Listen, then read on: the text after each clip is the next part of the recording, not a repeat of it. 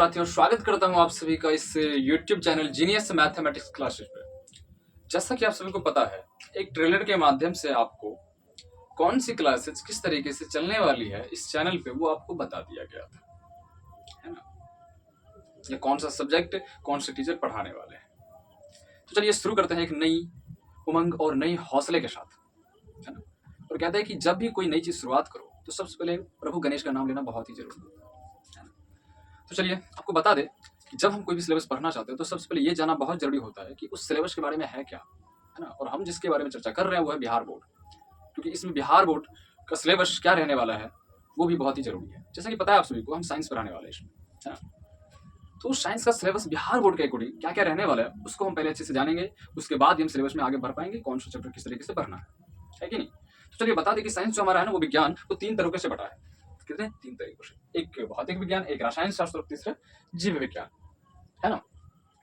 तो ये एग्जाम की यदि हम बात भी करें ना तो हमारे एग्जाम में क्या होता है, 80 मार्क्स के टोटल क्वेश्चन पूछे जाते हैं। कितने? 80 मार्क्स के, है ना।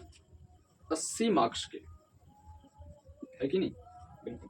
लेकिन सब कहते हैं कि एग्जाम पेपर तो 100 का होता है। ठीक है, मैं भी मानता हूँ 100 का होता है, बट वो जो 20 मार्क्स होते हैं ना, कितने? 20 मार्क्स, तो ये आपको प्रैक्टिकल में दिया जाता है।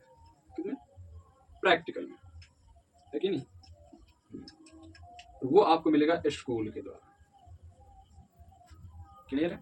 अच्छा, हो गया ना ये। फिर 80 मार्क्स, फिर 20 मार्क्स आपके प्रैक्टिकल के। तो हमें जो फोकस करना है वो करना है इस 80 मार्क्स पे, क्योंकि तीनों सब्जेक्ट को मिला करके, यानी फिजिक्स हो गए, केमिस्ट्री हो गए, बायोलॉजी हो गए, इन तीनों सब्जेक्ट को मिला करके हमारे पास 80 मार्क्स के क्वेश्चन पूछे जाएंगे, जिसमें कोई 50% रहने वाले ऑब्जेक्टिव और 50% क्वेश्चन जो रहने वाला है वो सब्जेक्टिव का रहेंगे, है ना। चलिए उस टॉपिक पे भी हम आएंगे, उससे पहले हम देख लेते हैं कि कौन कौन से चैप्टर है।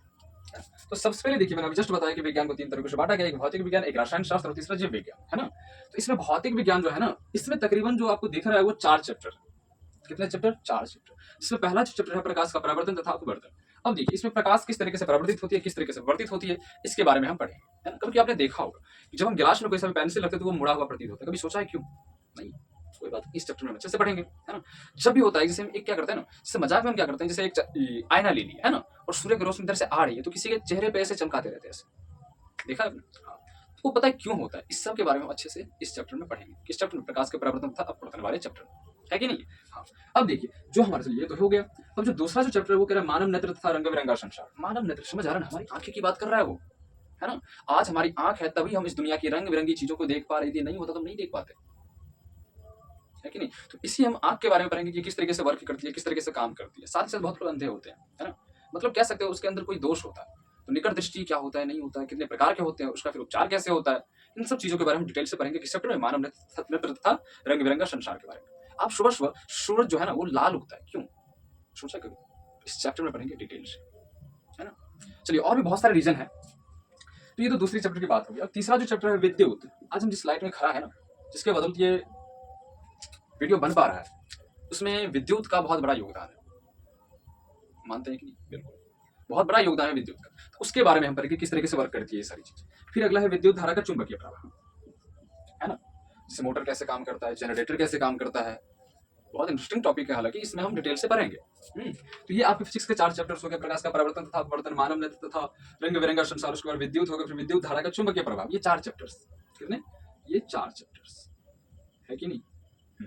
अब चलिए हम बात करते हैं विज्ञान में रसायन शास्त्र की, केमिस्ट्री की। तो इसमें क्या है कि रासायनिक अभिक्रिया तथा समीकरण, ये पहला चैप्टर है आपका।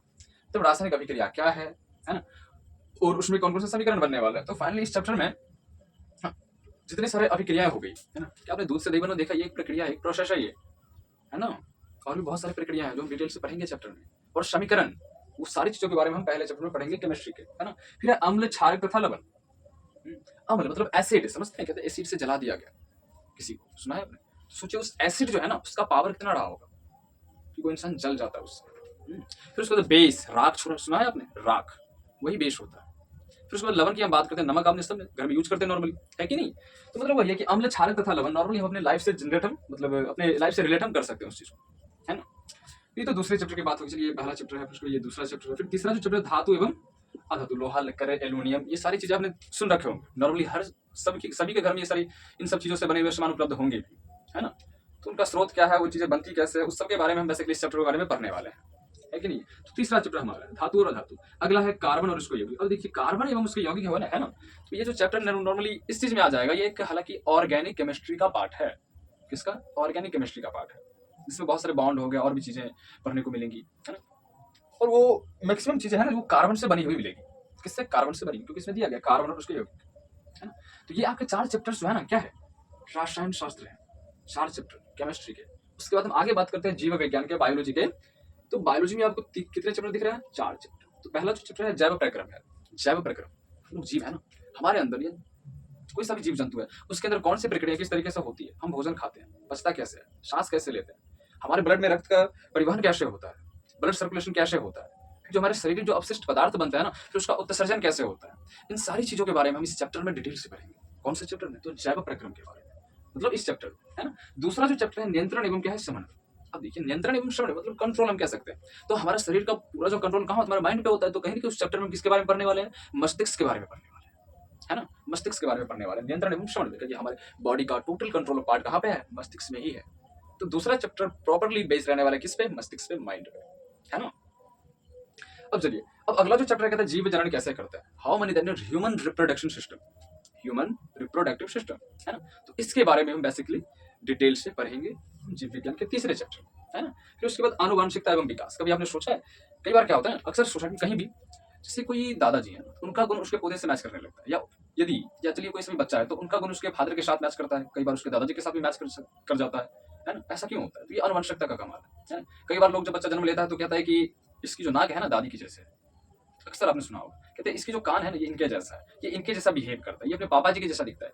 क्यों ऐसा क्यों कह रहे हैं लोग? क्योंकि आनुवंशिकता का कमाल होता है, जिसमें गुण क्या होते हैं, ट्रांसफर होते रहते हैं। जैसे हमारे फादर वाला गुण हमारे अंदर, हमारी माता वाला गुण हमारे अंदर, तो ये चीज है जेनेटिक्स कहलाती है ना। तो इस चैप्टर के बारे में बेसिकली उसके बारे में हम पढ़ेंगे, है ना, आनुवंशिकता के बारे में। तो इस तरीके से आपको प्रॉपरली भौतिक विज्ञान, रसायन शास्त्र, जीव विज्ञान, तीनों चैप्टर के बारे में मतलब तीनों सब्जेक्ट के बारे में देख चुके हैं। कितने कितने चैप्टर हैं? 4 चैप्टर से। अब थोड़ा देख लेते हैं मार्क्स कितने कितने पूछे जाते हैं इस सबसे, है ना।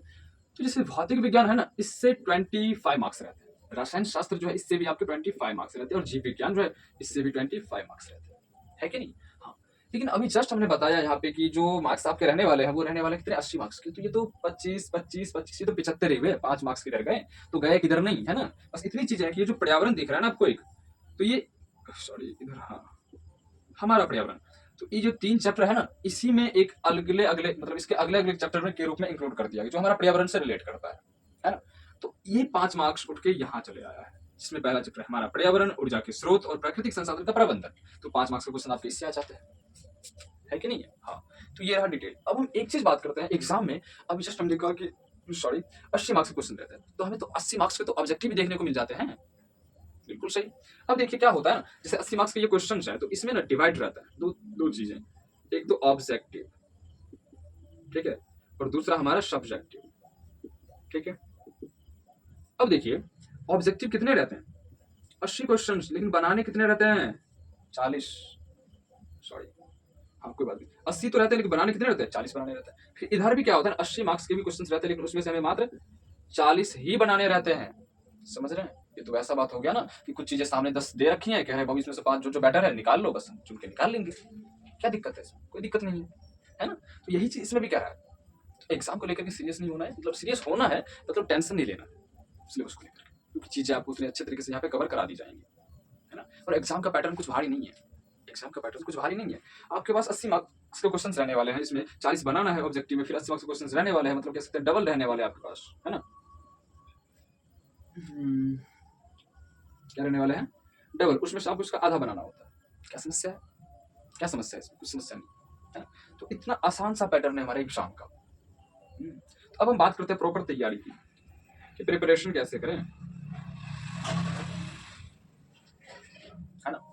तो उसके लिए हम, है ना, जो भी सिलेबस है आपका साइंस का, इसका हम पूरे तरीके से कवर करा देंगे आपको, है ना। साथ ही साथ क्लासेस किस तरीके से चलेंगी, कौन सा क्लास कब आएगा, इसका जो शेड्यूल टाइम टेबल जो है वो आपको कल 10 बजे तक मिल जाएगा। और रेगुलरली क्लासेस जो है मेरे हिसाब से शाम को ही चलेगी, है ना। उस टाइम माइंड रिलैक्स रहेगा तो पढ़ सकते हैं आप, है ना। तो चलिए ये तो हो गई टाइम टेबल की बात। उसके बाद क्या है ना, और भी क्लासेस चलेंगी यहाँ पे, तो वो सभी क्लासेस आपको क्या करना है, अटेंड करना है ना।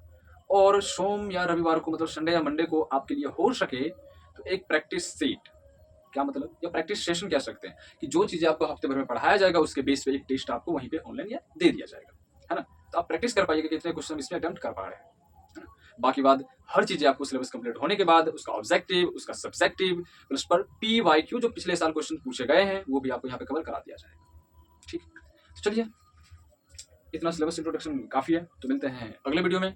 तब तक के लिए जय हिंद, जय भारत।